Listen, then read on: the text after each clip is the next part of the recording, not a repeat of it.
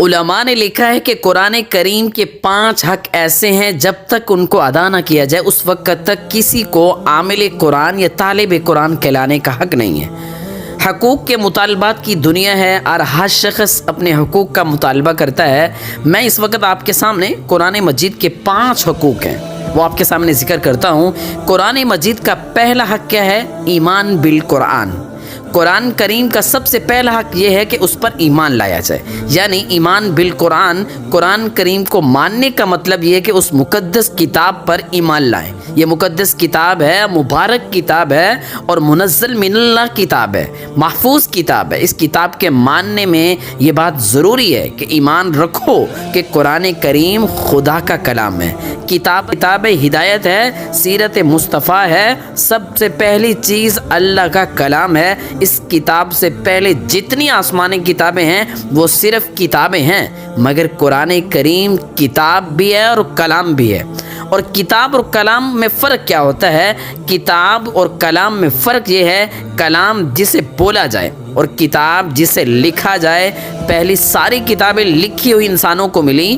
تورات اگر ملی تو تختیوں پہ موسیٰ علیہ السلام پر اتری، انجیل لکھی ہوئی آئی، زبور لکھی ہوئی آئی، مگر قرآن کریم یہ مقدس اور پاکیزہ کلام ہے، یعنی جو کچھ اللہ بولے ہیں، اللہ نے تکلم فرمایا، وہ کلام خدا اور وہ کلام خدا قرآن ہے۔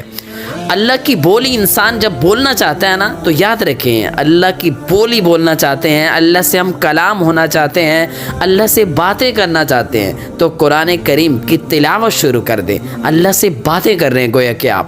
اور قرآن مجید یہ پہلی جتنی آسمانی کتابیں تھیں ان میں تبدیل کی گئی، بڑی رد و بدل کی گئی، اس میں کوئی کتاب آج اپنی اصلی حالت پر باقی نہیں رہی۔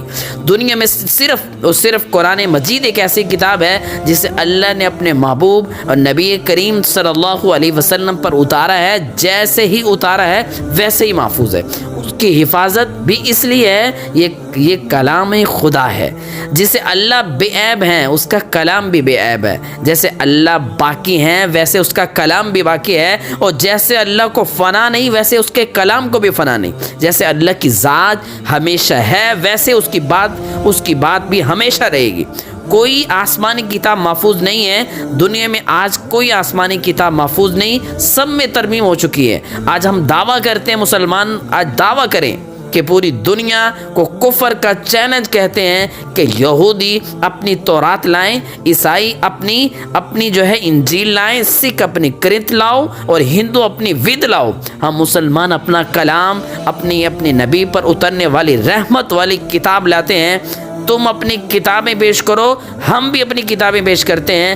وہ کتابیں ایک کے بعد جب دوسری مرتبہ چھپی تو نسخے بدل گئے، عبارتیں بدل ڈالیں، بلکہ دنیا سے وہ زبانیں بھی ختم ہو گئیں، اس لیے کہ یہ کتابیں اتری ہیں کہ مگر قرآن کریم اپنی آن شان سے باقی ہے۔ ہماری کتاب قرآن کریم 15 صدیاں یعنی 15 صدیاں گزر جانے کے بعد آج بھی اعلان کرتی ہے کہ کسی میں بھی طاقت ہے تو اس کی مثال پیش کر کے دکھائیں کہ قرآن جیسی محبوب صلی اللہ علیہ وسلم پر اترا ویسے ہی آج تک محفوظ ہے۔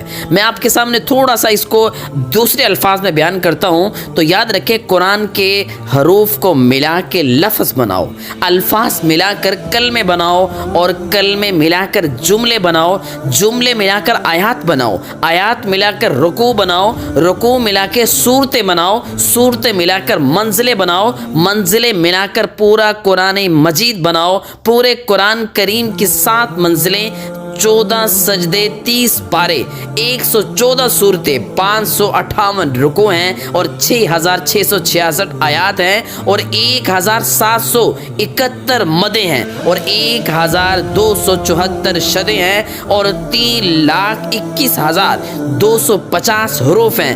جیسے اللہ نے محبوب مصطفیٰ صلی اللہ علیہ وسلم پر اتارے، قرآن آج بھی محفوظ ہے اور قیامت کی صبح تک اللہ اس کا محافظ رہے گا۔ کیوں؟ کیوں کہ اللہ نے قرآن میں فرما دیا کہ انا نحن نزلنا الذکر و انا لہ لحافظون، کہ بے شک قرآن کو اتارا بھی ہم نے ہے، نازل بھی ہم نے کیا، اس کی حفاظت بھی ہم خود کریں گے۔ اب تھوڑا سا اس کو ہم دوسرا رخ کا بھی، تصویر کا دوسرا رخ بھی دیکھتے ہیں کہ قرآن کے ذرائع کیا تھے، اللہ نے کیسے حفاظت کی۔ قرآن اللہ نے اپنے کلام کو، قرآن مجید کو اتار کے حفاظت کی۔ جبرائیل نے، امین نے رسول اللہ صلی اللہ علیہ وسلم تک پہنچا کر حفاظت کی، اور رحمت للعالمین نے امت تک پہنچا کر حفاظت کی۔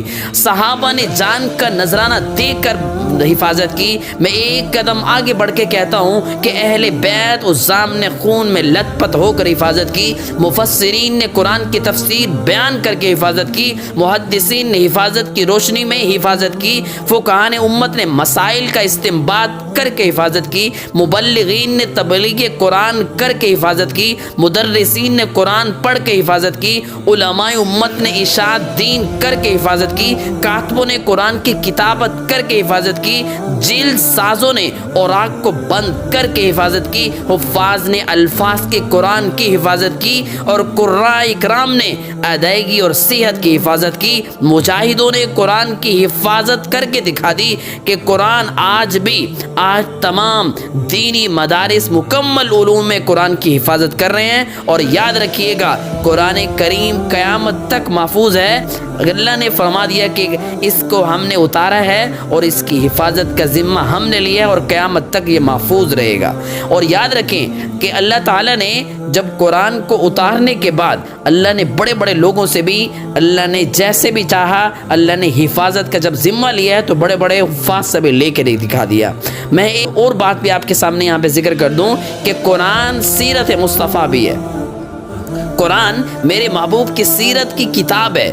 جو کچھ قرآن میں قال ہے وہ میرے نبی کی سیرت میں حال ہے۔ جو کچھ قرآن میں نقوش اور دال ہے وہ میرے نبی کی سیرت، محبوب کی سیرت میں اعمال ہے۔ اور نبی اگر قرآن کا علم ہے تو میرے محبوب عمل ہیں، قرآن کریم اجمال ہے تو آقا اس کی تفصیل ہے، قرآن کریم متن ہے تو آقا اس کی تشریح ہے، قرآن نصیحت ہے تو آقا اس کے ناصح ہیں، قرآن کریم واعظ ہے تو آقا واعظ ہیں، قرآن کریم ہدایت ہے آقا ہادی ہیں، قرآن کریم رحمت ہے تو نبی کریم صلی اللہ علیہ وسلم رحمت للعالمین ہیں، قرآن کریم نور ہے تو آقا سراج منیر ہیں۔ ام المؤمنین سیدہ طاہرہ سے کسی نے پوچھا تھا، عابدہ زاہدہ مخطوبہ امت سیدہ عائشہ صدیقہ سے کسی نے پوچھا کہ امی بتائیں کہ سمجھائیں سکھائیں ہمارے آقا کی سیرت کیا ہے۔ آپ نے بڑا بہترین جملہ فرمایا، تاریخی الفاظ فرمائے تھے۔ اما عائشہ نے فرمایا کہ مجھ سے پوچھتے ہو تم نے قرآن نہیں پڑھا؟ سائل نے کہا امی قرآن تو روزانہ پڑھتا ہوں، میں محبوب کی سیرت پوچھنا چاہتا ہوں۔ امی نے جواب دیا وہ سمندر کے کوزے میں بند کرنے والی مانند ہے۔ فرمایا کان خلق القرآن، کہ میرے محبوب کی سیرت تو یہ ہے کہ اللہ کا قرآن میرے نبی کی ساری سیرت ہے۔ تیری صورت تیری سیرت زمانے میں نرالی ہے، تیری ہر ادا پیاری دلیل ہے، بے مثالی ہے۔ محمد مصطفیٰ خلق کا مظہر ہے یہ قرآن، ستارہ خلق احمد کا سمام بھی درخشاں ہیں۔ مسلمانوں یہ قرآن کا پہلا حق ہے، تو انشاءاللہ دوسرے حق کے بارے میں دوسرے بیان میں انشاءاللہ ذکر کیا گیا ہے۔